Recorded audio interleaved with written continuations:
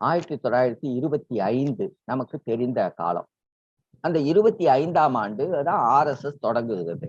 RSS சூழ்ச்சியான ஒரு செயல் திட்டம் உருவாக்கப்பட்டு எப்படியாவது பார்ப்பனியத்தை நிலைப்படுத்தி இந்திய அரசு ஆட்சியை தான் கைப்பற்றுகிற நிலையில் பார்ப்பனியம் திட்டமிட்டு கொண்ட காலம். அதற்காக பல்வேறு வினை முயற்சிகளை அவர்கள் செய்ய தொடங்கினார்கள். ஆனால் அதற்கு முன்பாகவே 1924 அண்ணல் அம்பேத்கர் ஒரு மிக பெரும் திட்டத்தை உருவாக்கி அதற்காக ஒரு படையியல் எழுச்சியான ஒரு அமைப்பையும் கட்டுகிறார். அவருடைய அமைப்பினுடைய பெயர் சமத்த சைனிக் தல் என்கிற ஒரு அமைப்பை உருவாக்குகிறார். SSD என்கிற அந்த சுருக்க பெயரோடு அந்த அமைப்பு இருந்தது. அந்த முயற்சி 1924 அந்த முயற்சியின் சோசியல் ஈக்குவாலிட்டி ஆர்மி என்கிற அடிப்படையில் அதற்கான பெயரை வைத்து அதற்கான ஒரு படை அமைப்பு, அந்த படை அமைப்பை அதற்கு முன்பு யாரும் சிந்திக்காத ஒரு செயல்பாடு அவர் அந்த செயல்பாடுகளின் வழியாக அவர் கண்டறிந்து ஒரு படை முயற்சியை உருவாக்கி கொண்டு அதற்காக செயல்பட தொடங்கினார். அதன் வழியான செயல்பாடுகள் மிக பெரும் அடியாக இருந்தது ஆரியத்திற்கு. அப்படியான செயல்பாடுகளின் வழியாகத்தான் அவர் பல்வேறு நிகழ்வுகளை, மனு தர்ம சாஸ்திரத்தை எரித்த போராட்டங்களை, நம்முடைய இந்த பல்வேறு நிகழ்வுகளை எல்லாம் நாம் ஒப்பிட்டு பார்க்க முடியும். அதெல்லாம் கடந்து அவர் பரப்பலுக்காக, கருத்து பரப்பலுக்காக மூக் நாயக் இதழை 1920 தொடங்குகிறார். 27 பகிஷ்கரித் பாரத் என்கிற ஒரு நாளிதழையும் அந்த மூக் நாயக் மாத ஈரிதழாக வருகிறது. அதற்காக அவர் எழுதி குவிக்கிறார். எழுதி எல்லாவற்றையும் எழுதி அந்த இதழ் வழியாக, மூக் நாயக் என்பது ஊமையின் மக்கள் என்கிறபடியான பெயருடைய ஊமையின் மக்களாக இந்த மக்களை அடையாளம் கண்டு, இப்படி ஊமைகளாகவே இருக்கிறீர்கள், எழுச்சி கொள்ள வேண்டும், எழுச்சி கொண்டு இந்த ஆரியத்தை வீழ்த்த வேண்டும் என்கிறதற்கான ஒரு பெரும் முயற்சியாக அந்த இதழை எடுக்கிறார். எடுத்து மிக பெரும் களப்பணியோடு அந்த பரப்பல் பணியும் செய்து கொண்டிருக்கிறார். தனி மாந்திராக, அவருக்கு இணைந்த இணைப்புகள் இல்லை. அவருடைய வீட்டு நூலகம் என்பது ஏறத்தாழ 50,000 நூல்கள் உள்ளடங்கியிருந்த நூலகமாக அவர்கள் அடையாளப்படுத்துகிறாங்க. அப்படியான விரிந்த செயல்பாடு. அவர் ஏறத்தாழ 37,000 40,000 நூல்களை படித்தவராக நமக்கு அடையாளப்படுத்தப்பட்டு இருக்கிறார். இவ்வளவு நூல்களை படித்தது மட்டுமல்ல, அந்த நூல்களாக ஒரு ஆய்வு நூலாக அவர் பேச்சும் எழுத்தும் பல்வேறு நூல்களாக வந்திருக்கிறது. சாதி ஒழிப்பு குறித்து, இந்து மதத்திலிருந்து வெளியேற்றம் குறித்து. ஆனால் அவர் கடைசியாக ஒரு 7 நூல்களை எழுதுவதற்காக ஒரு முனைப்பு கொள்ளுகிறார். அந்த 7 நூல்களை எழுதி அதை வெளிப்படுத்தி காட்டி இந்த மக்கள் குமுகத்தை அறிவுக்கு உரிமை உடையதாக அறிவு பெற வைப்பதற்காக மிக பெரும் முயற்சி செய்து, அந்த முயற்சிக்காக 7 நூல்கள் எழுதி, அந்த ஒரு நூல் கூட அவர் கடைசி காலத்துல அவர் அந்த வெளியிட்டு, அவர் எழுதி வெளியிட்டு அந்த நூலை அவர் பார்க்கிறபடி அமையவில்லை. அதெல்லாம் மிக பெரும் அவலமான செய்திகள்.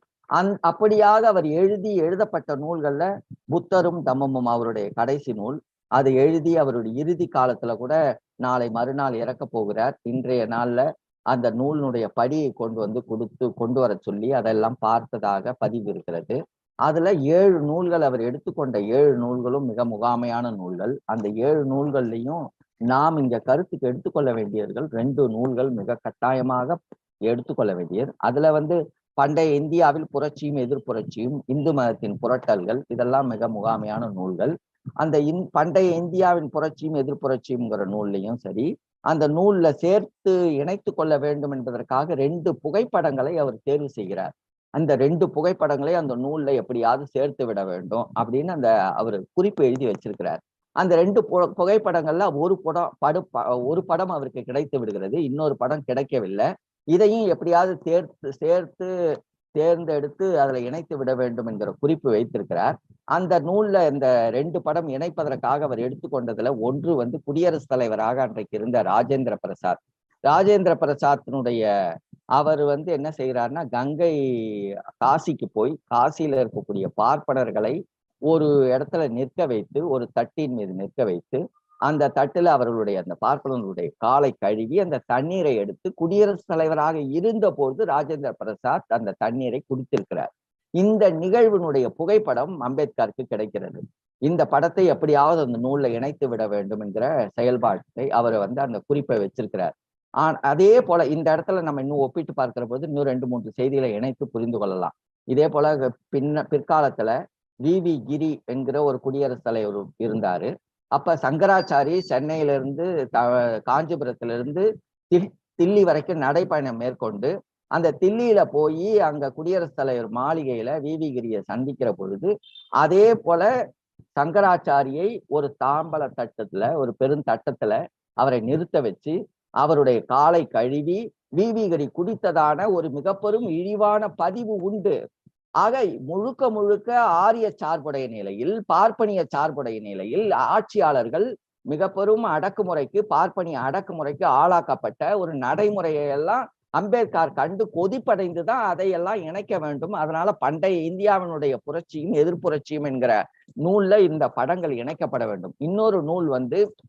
இன்னொரு படம் 1947 நேரு அவர் தலைமை அமைச்சராக வருவதற்கு முன்பாக ஒரு வேள்வி, ஒரு மிக பெரும் யாகம், அன்றைக்கு இருக்கக்கூடிய பார்ப்பனர்கள் எல்லாம் இணைத்து அன்றைக்கு ஒரு யாகத்தை நடத்தியதும், அந்த நடத்தின யாகத்தின் வழியாக பிறகுதான், ஏன்னு சொன்னா குறிப்பாக நேரு மிகச்சிறந்த பகுத்தறிவாளர் என்பதாகவும் பல்வேறு சீர்திருத்த கருத்துக்களை பேசியவர் என்பதாகவும் பதிவிருக்கிறது. அப்படியெல்லாம் இல்ல, பார்ப்பனியத்துடைய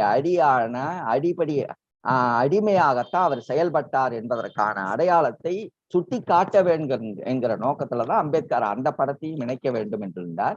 ஆனா அந்த படம் அவருக்கு கடைசி வரைக்கும் அவருக்கு கிடைக்கல. ஆனா உடனடியா தேடி பெற வேண்டும் என்பதுல ரொம்ப முனைப்பு கொண்டிருந்தார்.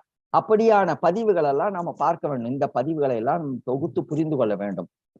இதப்படியான நிகழ்வுல அவர் எடுத்துக்கொண்ட இந்த 7 புத்தகங்கள்ல, அந்த 7 புத்தகங்கள்ல பண்டைய இந்தியாவின் புரட்சியும் எதிர்ப்புரட்சியும்ங்கிற நூல்ல தான் இந்த படங்கள். அது இல்லாம புத்தமும் அவருடைய தம்மமும், புத்தரும் காரல் மார்க்சும், இந்த 2 நூல்களும் மிக முகாமையான நாம் இன்றைக்கு புரிந்து கொள்ள வேண்டிய நூல்கள். அதற்கு முன்பாக நம்ம இன்னொன்றையும் புரிந்து கொள்ளணும். என்னன்னு சொன்னா, குறிப்பா அம்பேத்கரை மராட்டியர் என்கிற ஒரு கண்ணோட்டத்துல மறுதளிக்கக்கூடிய ஒரு சார்பினர் இருக்கிற அதே சூழல்ல, இன்னொரு பக்கம் இதே அம்பேத்கரை பார்ப்பனியம் எந்த அளவுக்கு உள்வாங்கி அவரை அழித்து விடுகிற ஒரு பெரும் முயற்சியை முன்னெடுத்திருக்கிறது என்பதை நாம் புரிந்து கொள்ள வேண்டும். பார்ப்பனியம் 2 நிலைகளை முன்னெடுத்து செயல்படுத்தும் என்பதை நாம் வரலாற்றின் வழி நிறைய புரிந்து கொள்ளலாம். புத்தத்தை பார்ப்பனியம் மிக பெரும், ஏன்னு சொன்னா புத்தர் பார்ப்பனியத்தை எதிர்த்த மிக பெரும் செயல்பாட்டாளர். அவருடைய கோட்பாடுகள் என்பவை ஏதோ அமைதியாக இருக்க சொல்லி, அன்பை நேசிக்க சொல்லியான கோட்பாடு மட்டுமே இல்லை, ஒரு இயக்கம் கட்டியவர், செயல்பாட்டு இயக்கமாக கட்டியவர். ஆக அந்த செயல்பாடுடைய புத்தத்தை எப்படியாவது வீழ்த்துவதற்கு அரவணைத்து வீழ்த்துகிற முயற்சியை பார்ப்பனியம் மேற்கொண்டதை நாம் வரலாற்றில் நிறைய பார்த்திருக்கிறோம். புத்த மதத்திற்குள்ளார பார்ப்பனியம் உட்புகுந்து புத்தத்தினுடைய அந்த அடிப்படை கோட்பாட்டையே சிதைத்து விட்ட ஒரு பெரும் செயல்பாடுகள் நம்முடைய வரலாற்றுல தெளிவாக தெரிகிறது.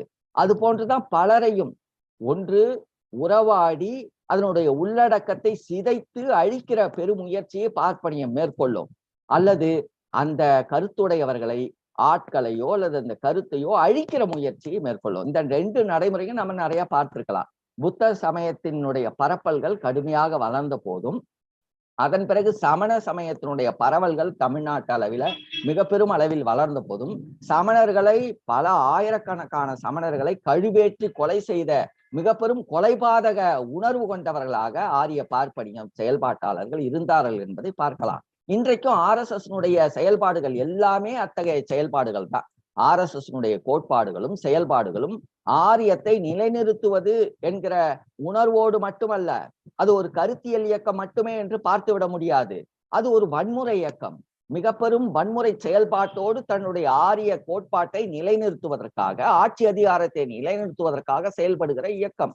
அதனாலதான் அவர்களுடைய அந்த செயல்பாட்டு இயக்கத்தின் வழியாகத்தான் இன்றைக்கு பல்வேறு அறிஞர்களை, செயல்பாட்டாளர்களை, ஆரிய எதிர்ப்பு செயல்பாட்டாளர்களை, ஆரிய எதிர்ப்பு கோட்பாட்டாளர்களை, எழுத்தாளர்களை எல்லாம் கொலை செய்கிற ஒரு பெரும் செயல்பாடுகளை அவர்கள் செய்தார்கள்.